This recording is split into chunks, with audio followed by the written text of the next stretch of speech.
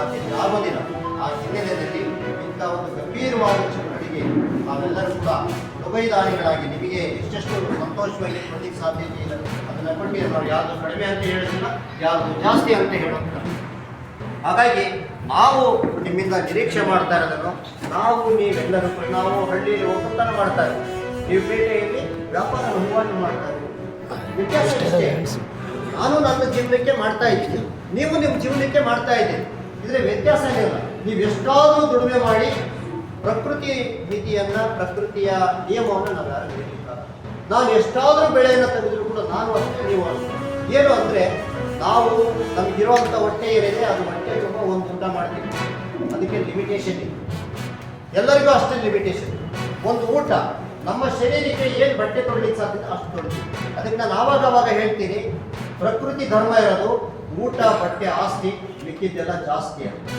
ನಾವು ಏನೇ ಮಾಡಲಿ ಆಸ್ತಿ, ಅಂತಸ್ತು, ಬಂಗಾರ, ಹಣ, ಬ್ಯಾಂಕ್ ಬ್ಯಾಲೆನ್ಸು ಮತ್ತು ಭೂಮಿ ಇತ್ಯಾದಿ ಏನೇ ಮಾಡಿದ್ರು ಕೂಡ ಇವು ಎರಡನ್ನು ಮಾತ್ರ ನಾವು ಅನುಭವಿಸ್ಲಿಕ್ಕೆ ಸಾಧ್ಯತೆ ಇದೆ ಹೊರತು ಅದರಿಂದ ಆಚೆ ನಾವು ಏನೂ ಅನುಭವಿಸಲ್ಲ. ನಾವು ಯಾವಾಗಲೂ ನಾವು ಎಂಥ ಒಳ್ಳೆ ಬಿಲ್ಡಿಂಗ್ ಕಟ್ಟಿದ್ರು ಕೂಡ ಬಿಟ್ಟು ಹೋಗ್ತೀವಿ. ಮುಸಲ್ ನಿಂತ ತಕ್ಷಣ ಹೊರಗಾಗ್ರಿ ಅಂತಾರೆ. ನಾವು ಅದು ಅಷ್ಟನ್ನೇ ಅನುಭವಿಸ್ತಾರೆ. ಮತ್ತೆ ಮನುಷ್ಯ ಅಂತಾನೆ ಹುಟ್ಟಿದ ಮೇಲೆ ದುಡಿಬೇಕು, ಕಳಿಸ್ಬೇಕು, ಮನೆ ಮಾಡ್ಕೊಂಡಿರ್ತೀವಿ, ಅವರು ಚೆನ್ನಾಗಿರ್ಬೇಕಪ್ಪ ಇದು ಅಂತ ಏನೇನೋ ಆಸೆ ಆಕಾಂಕ್ಷೆಗಳನ್ನು ಇಟ್ಕೊಂಡು ದುಡಿಮೆ ಮಾಡ್ತೀವಿ. ಈ ಎಲ್ಲ ಸಂದರ್ಭದಲ್ಲಿ ನಾವು ಸಾಮಾಜಿಕ ಕಳಕಳಿಯ ಹೋರಾಟಗಳನ್ನು ಗುರುತಿಸಿ ನೀವೆಲ್ಲರೂ ಕೂಡ ಸಹಕಾರ ಕೊಟ್ಟಿದ್ದೀರಿ. ಅದಕ್ಕೆ ನಾನು ಹೊಳಲ್ಕೆರೆಯ ಮತ್ತು ಚಿತ್ರದುರ್ಗ ಜಿಲ್ಲಾ ರೈತ ಸಂಘದ ವತಿಯಿಂದ ತುಂಬ ಹೃದಯದ ಧನ್ಯವಾದಗಳನ್ನು ಹಾಗೆ ಮುಂದಿನ ದಿನಗಳಲ್ಲಿ ಕೂಡ ನಾವೆಲ್ಲರೂ ಕೂಡ ನಾವು ಏನೂ ತಂದಿಲ್ಲ, ಏನೋ ತಗೊಂಡು ಹೋಗಲ್ಲ. ಇರೋ ತನಕ ಎಷ್ಟೆಷ್ಟಾಗುತ್ತೋ ಅಷ್ಟೊಂದು ಸೇವೆ ಅಂತ ಮಾಡೋಣ. ಮತ್ತು ನಾವು ಹೋಗೋದ್ರೊಳಗೆ ಏನಾದರೂ ಒಳ್ಳೆ ಕೆಲಸಗಳನ್ನು ಮಾಡಿ ಹೋದರೆ ಯಾರು ನಮ್ಮ ಹಿಂದಿರೋರು ನೆನೆಸ್ಕೊಳ್ತಾರೆ. ಇಂಥ ಕಾಲದ ಹಿಂಗೆ ಮಾಡಿರಪ್ಪ, ಇಂಥ ಕಾಲದ ಸಂದರ್ಭದಲ್ಲಿ ಇಂಥ ಹೋರಾಟ ಆಯಿತು, ಇಂಥ ಅನುಕೂಲ ಆಯಿತು ನೆನೆಸ್ಕೊಂಡ್ರೆ ಅದು ಅತ್ಯಂತ ಮಹತ್ತರವಾದ ಕೆಲಸ ಕೂಡ ನಾನು ಭಾವಿಸ್ತೀನಿ. ಹಾಗೆಯೇ ನೀರು ಈ ಜಿಲ್ಲೆಗೆ, ಈ ತಾಲೂಕಿಗೆ ನೀರು ತರೋದಕ್ಕಿಂತ ಉತ್ತಮವಾದ ಕೆಲಸ ಮತ್ತೊಂದಿಲ್ಲ ಅಂತ ನಾನು ಭಾವಿಸ್ತೀನಿ. ಯಾಕೆಂದರೆ ನೀರು ಬಂದರೆ ನಿಮ್ಮಲ್ಲ ಆಟಗಳು ಕುಡಿಗಳು ನಡೆಯೋದು.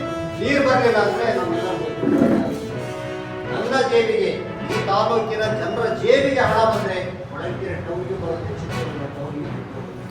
ಆದರೆ ಯಾವತ್ತೂ ಕೂಡ ಜನರ ಜೇಬಿಗೆ ದುಡ್ಡು ಬರುವಂಥ ಹೋರಾಟಕ್ಕೆ ಪರೋಕ್ಷವಾಗಿ ತಾವೆಲ್ಲ ನಿಂತು ಈ ಹೋರಾಟ ಮಾಡೋದ್ರಿಂದ, ನೀವು ನಮ್ಮೆಲ್ಲರಿಗೂ ಬೆಂಬಲಿಸೋದ್ರಿಂದ ನಿಮ್ಮ ಜೇಬಿಗೆ ನಮ್ಮೆಲ್ಲ ದುಡ್ಡು ಹಣ ಬರೋದು. ನನ್ನ ಜೇಬಿಗೆ ಬಂದಾದ್ಮೇಲೆ ನಾನು ಬರ್ತೀನಿ, ಅಂಗಡಿಗಳಿಗೆ ಬರ್ತೀವಿ, ನನಗೆ ಅದು ಬೇಕು ಇದು ಬೇಕು ಅಂತ. ಬೇಸಿಗೆ ಬಂತಪ್ಪ ಫ್ಯಾನ್ ಬೇಕು ಅಂತ ಬರ್ತೀವಿ, ದುಡ್ಡಿದ್ದಾಗ. ದುಡ್ಡಿಲ್ಲ ಅಂತ ಮಾಡ್ತೀವಿ, ಸಣ್ಣದೊಂದು ರೊಟ್ಟಿ ದಿವಸ ಏನು ಹಿಡ್ಕೊಂಡು ಹೋಗ್ತಾರೆ. ಹೌದಿಲ್ಲ? ಹಾಗಾಗಿ ಎಲ್ಲ ವ್ಯವಸ್ಥೆಯು ಕೂಡ ನೀರು ಬಹಳ ಮುಖ್ಯವಾದ್ದು. ನೀರನ್ನು ತರಬೇಕಾದ ನಾವು ಹೊಣೆಗಾರಿಕೆ.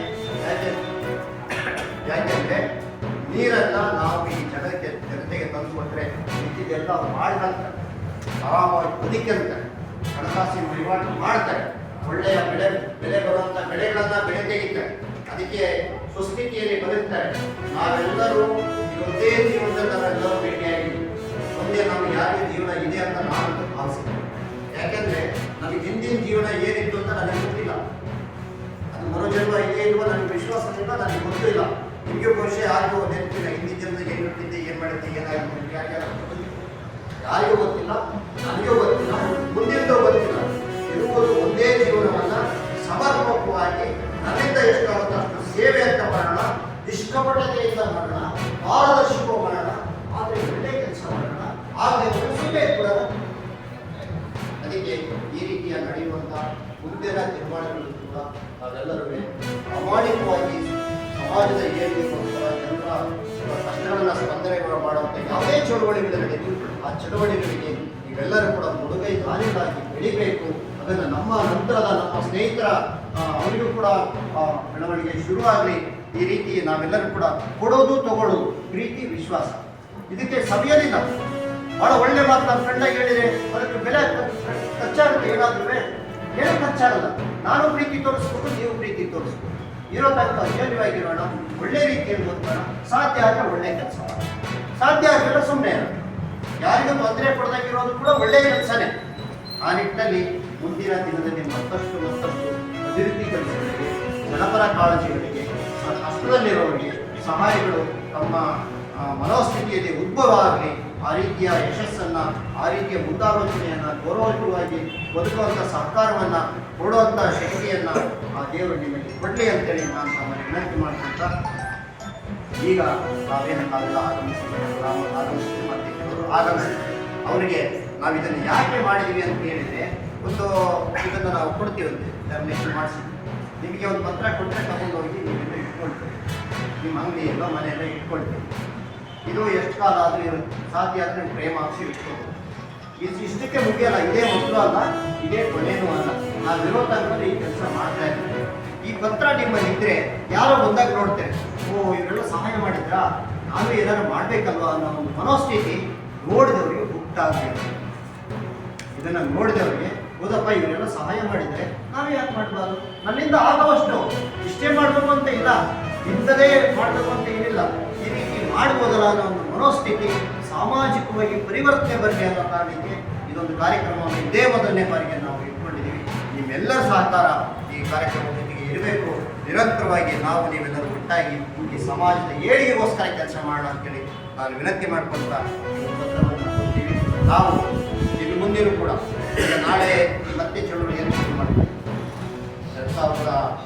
2024ರಲ್ಲಿ ಆದಂಥ ಬೆಳವಣಿಗೆ ನೋಡಿ ನಿಂತೋಗಿರೋದ್ರಿಂದ ನಮ್ಮ ಕಾನ್ಸೆಪ್ಟ್ ಇರೋದು ಪ್ರತಿ ರೈತನ ಜಮೀನಿಗೆ ನೀರು ಹರಿಬೇಕು. ಈಗ ಆಗ್ತಾ ಇರೋದು ಪಾರ್ಶಿಯಾಲಿಟಿ ನೀರಾವರಿ.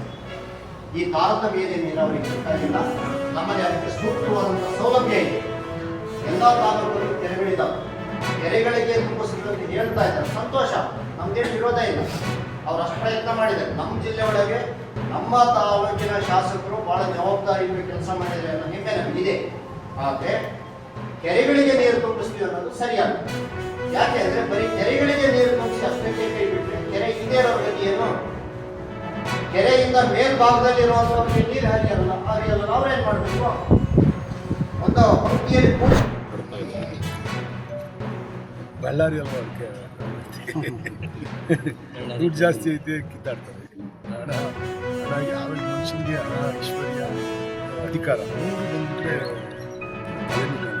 ಹಿಂಗೆ ಆಗ್ತಾ ಇದೆ ಅಷ್ಟೇ. ಬಳ್ಳಾರಿ ಗಡಿ ದನಿಗಳು ಇವತ್ತೆಲ್ಲ ಅವಾಗ ಹಿಂದೂ ಕೂಡ ನೀವು ನೋಡಿದರೆ 2005, 6, 7ರಲ್ಲಿ ಕೂಡ ಅವರು ಇಡೀ ಮಾಧ್ಯಮನೆಲ್ಲ ಬಳ್ಳಾರಿ ಕರೆಸ್ಕೊಂಡು ಏನೋ ಮಾಡ್ತೀನಿ ಅಂತ ಹೇಳ್ಬಿಟ್ಟು ಬಿಟ್ಟಿದ್ದು ನೋಡಿರಲ್ಲ, ಔಟಿಲ್ಲ.